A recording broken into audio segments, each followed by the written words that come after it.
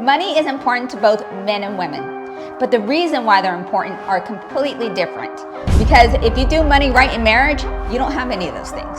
I believe most people have problems in their marriage when it comes to money because they do not act married, they act single. How are you thinking about money? Is his money and your money is your money? And that's just what it is, and we're just gonna stay single when it comes to money, but I'll sleep with you. There's no other way to have true marriage mindset. Regarding money, we hit all three. So if you're gonna marry somebody, you have to know what you're marrying. Your husband's income is now your income, but conversely, your husband's bills are now yours. The lack of transparency, money-wise, can be as bad as adultery. Welcome to the Marriage, Money, and Mindset podcast. If I haven't had the pleasure of meeting you before, welcome. I am Monica. Let me ask you, do you and your husband fight about money? Do you feel like you are constantly stressed out, wondering how the bills are going to get paid? Are you and your husband just completely on different pages when it comes to how money should be spent? Why do you think it is? Why do you think it is that marriages are having such a hard time financially? Why are people arguing about money so often? Well, I submit to you that the reason that this is happening is because we are not talking about money enough. We're not talking about it. Money is important to both men and women, but the reason why they're important are completely different. For a man, it's important for his ego and as a duty as a husband and a father. So the more money he's making, the better he'll feel about himself, the more manly he'll feel. Money is important to women, not for ego, not for duty, but because it's a core need to feel secure. Women need physical security, they need emotional security, spiritual security, and financial security. And so if they're missing any one of those, they are going to have a lot of anxiety, and that's going to create a lot of chaos within the relationship. For women, that financial security is so important, but I believe we're going about it the wrong way because society has fed us this lie.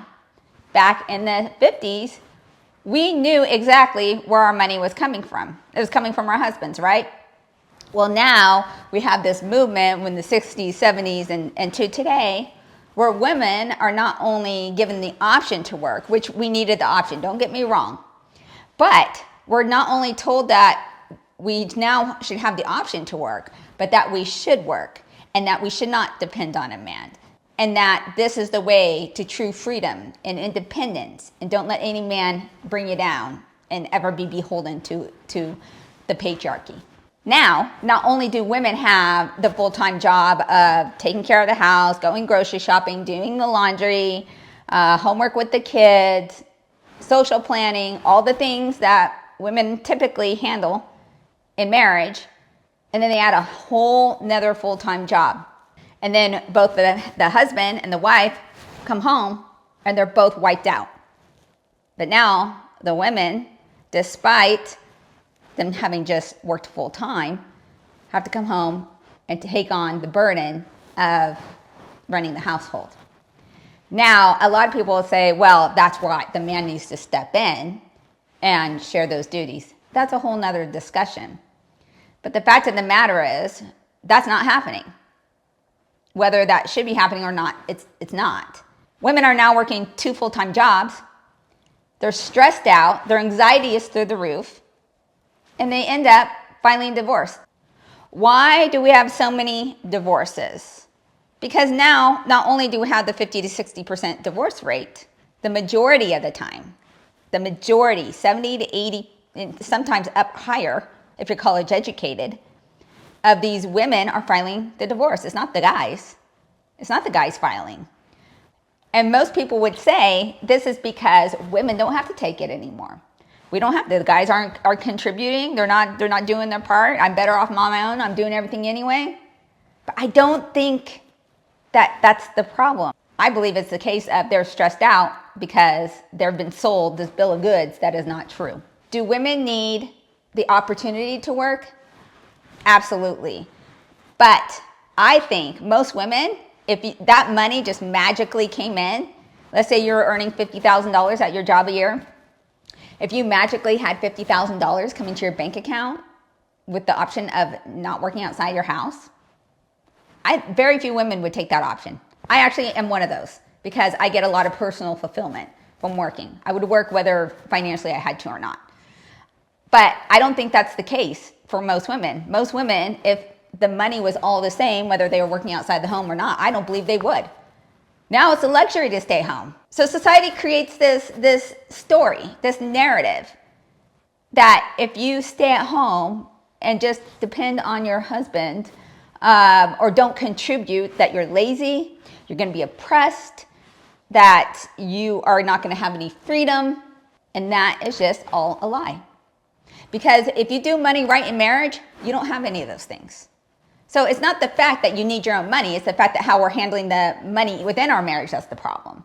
And that's what I'm hoping to help you with today. I believe most people have problems in their marriage when it comes to money because they do not act married, they act single. What does that mean? Well, think about this. When you get married, you take your husband's last name, or at least you should. That's an open debate nowadays. When you get married, you take your husband's last name. You buy a house together or you rent a place together. You share a bed. You share meals together. You create children or you blend together families. In every aspect, you are married except for when it comes to your money. You have to check in every aspect of your marriage anyway. Except for this one, your husband knows when you're coming and going. If you have to work, they know where you're at. If you're late, they'll call, where are you? If you have plans, hey, I need to check in with you. Does this affect you? In every aspect of your marriage, you're checking in anyway. You're having discussions, you're making plans. But for some reason, it's not okay with money. With money, no guy's going to tell you what to do. No woman's going to tell you what to do. So the fact of the matter is, it's not that the money is an issue. The fact is the lack of communication about the money is the issue. So this is what I want to really focus on today. We got to think about, how are you thinking about money? Is his money and your money is your money? And that's just what it is, and we're just going to stay single when it comes to money? But I'll sleep with you. But my money's mine, so, whatever. I have a hard time with it. If you're married, start acting like it in all aspects, including money. And this is what it looks like, okay? We have a circle. This is a very lopsided circle. And think about this, all the money, all the income. All right, we're going to list some income. So let's say your husband has your husband's job, a W-2 job. W-2 just means your employer. Let's just say it's your husband's job. That money comes in, right? Now you have money. Wife has money. That comes in. So let's say your husband makes $75,000 a year. You're part-time. Oh, I'm sorry, that's really bad. Chicken scratch. Your wife, you're part-time, so maybe you're making $35,000 a year. Maybe the wife was married before and she has child support coming in, and maybe that's $6,000 a year. That's money coming in, right? Maybe you guys have a rental income. Maybe you have a property and that nets you another $6,000 a year. So you have all this money coming in, hopefully, right? Hopefully it's multiple. And for some reason, all this money comes in, and instead of it being all your money, regardless of where it's coming from or how much it's coming in, you're not acting as if this is 100% all your money.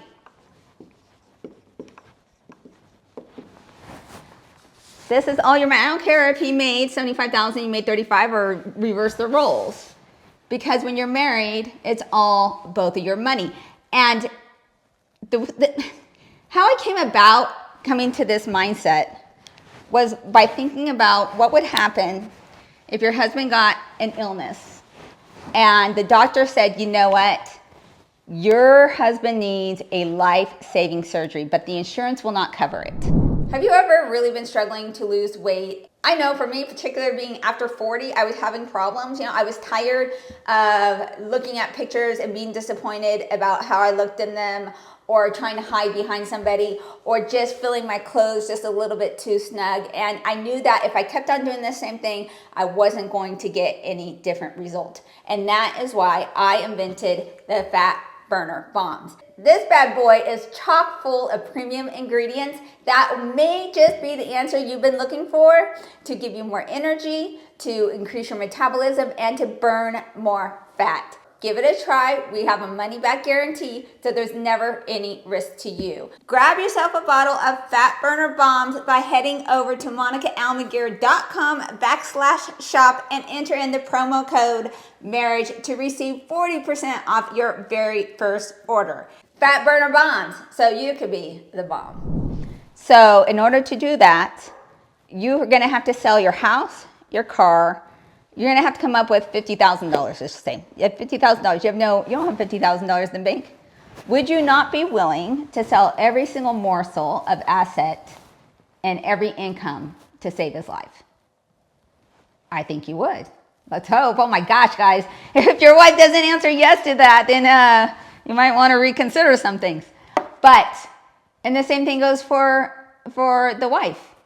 I don't care if your husband has my husband has a couple real estate properties previously from before we met.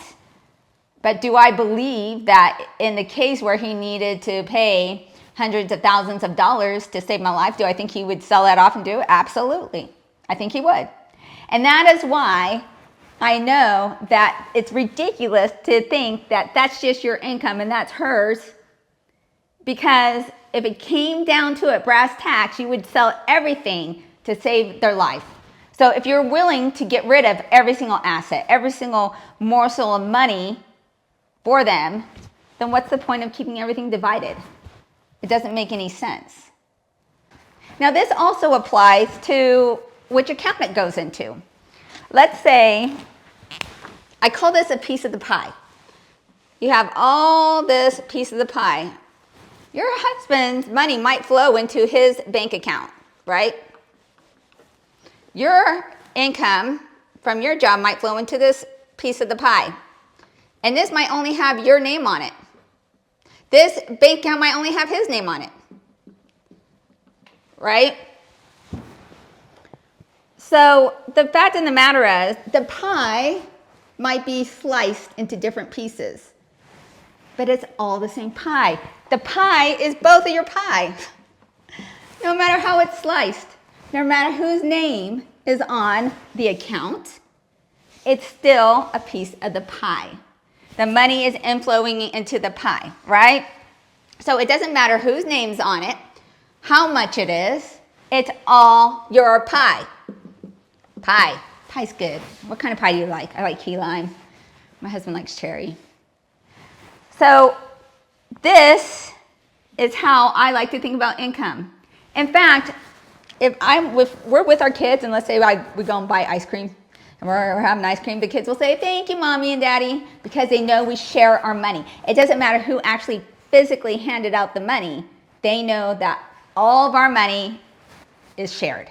So they actually think us both, regardless of who actually whips out the wallet.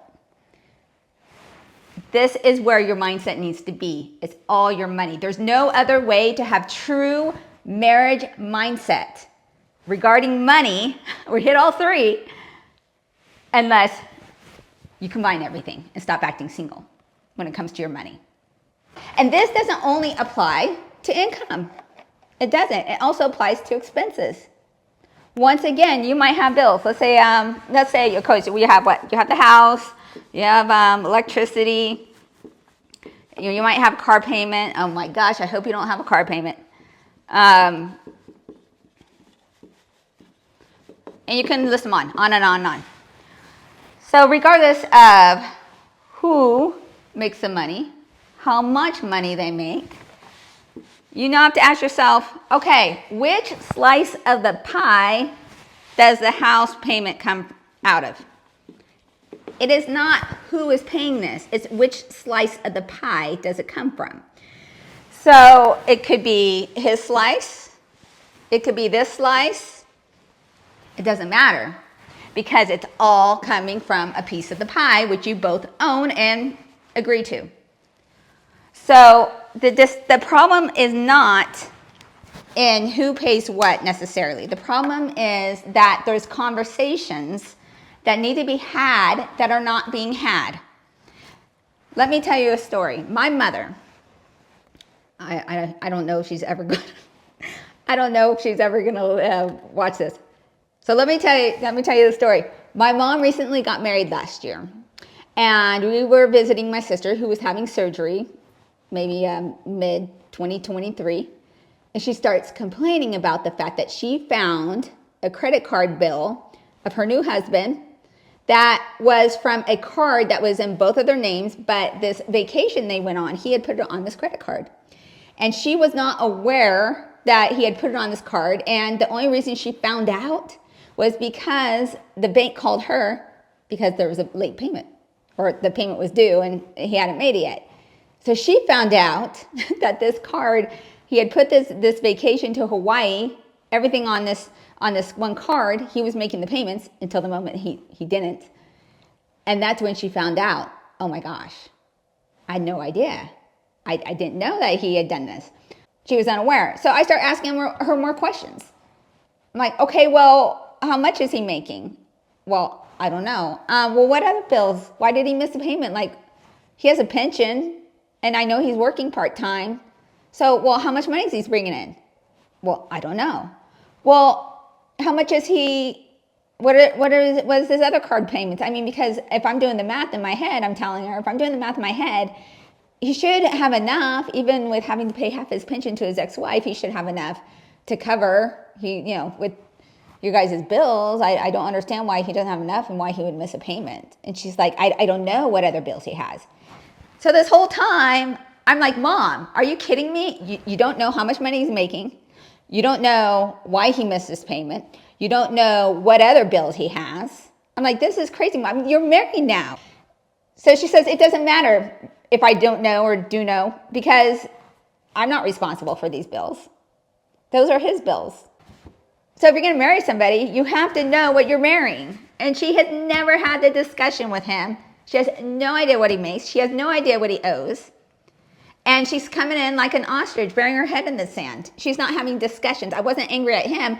I was upset with her because she wasn't having these conversations that needed to be had. She's just willfully ignorant. And I don't think this situation is unusual. So not only does the income need to be shared, but the expenses are the same thing. Which piece of the pie does the house payment come out of? Which piece of the pie do the utilities, do the bill? It's not who pays it. It's which piece of the pie does it come from? Because the goals are all supposed to be aligned. They're all discussed. We have this really great couple that are friends of ours. And the wife was telling me about how she will file a separate tax return because the fact that he, for a while, I don't know, 2-3 years or whatever the time frame was, had not paid child support. So he was back due about $6,000 or whatever. So anytime they would file a tax return, a portion of that, or a significant portion, would get garnished out of that tax return and get submitted over to the ex-wife, which it should. But she circumvented this by filing separate returns, even though it would mitigate how much money she got back because of the fact at least the ex-wife didn't get it. And that is a classic example of thinking like a single person when you're married, when it comes to your money. It made no sense to me why, out of basically spite, she would take less money from the IRS back on her tax return because she didn't want to pay the ex-wife. It wasn't her obligation. And I completely disagreed. Absolutely, that's her obligation. She married the guy. That's now her bill too. And it wasn't to the benefit of their joint goals. That money is going to be paid regardless. And if she could help it get paid down sooner, She absolutely should do that. That's in the best interest of her family. Your husband's income is now your income, but conversely, your husband's bills are now yours. And this is why, if you don't know what you're coming into, if you're not having these conversations before you get married, this can be some problems. The lack of transparency, money-wise, can be as bad as adultery because it's a violation of trust. And if you don't trust your partner, your husband or your wife, with money, it can be as deal-breaking to the marriage as infidelity. This does not mean that you need to be micromanaged. You do not need to account and dot and cross the T's and dot the I's to every little piece of the pie that's coming out. Every little berry. You don't need to count every little berry. But the big goals, the big overall vision of where you're going as a couple financially need to align. And the only way they can align is by knowing how much income's coming in, how many expenses are going out, where it's coming to, and where you're going. That's what you need to know. The fact of the matter is, money has to be talked about. There has to be transparency. There has to be a goal. There has to be constant discussions. Things are constantly changing. The ebb and the flow of money coming in, money going out. Where are we going? Where have we been? It all changes. And if you're not coming together with your husband and you're not coming together with your wife on a consistent basis, if you're not being transparent, if you're still acting single when it comes to your money, you will never have the marriage you could. The marriage that is truly aligned when you're completely 100% invested. Catch us next time because we're actually going to take this concept of the mindset and then actually put it into practical everyday tips, tricks, and strategies for you. So make sure you subscribe and we'll see you next time.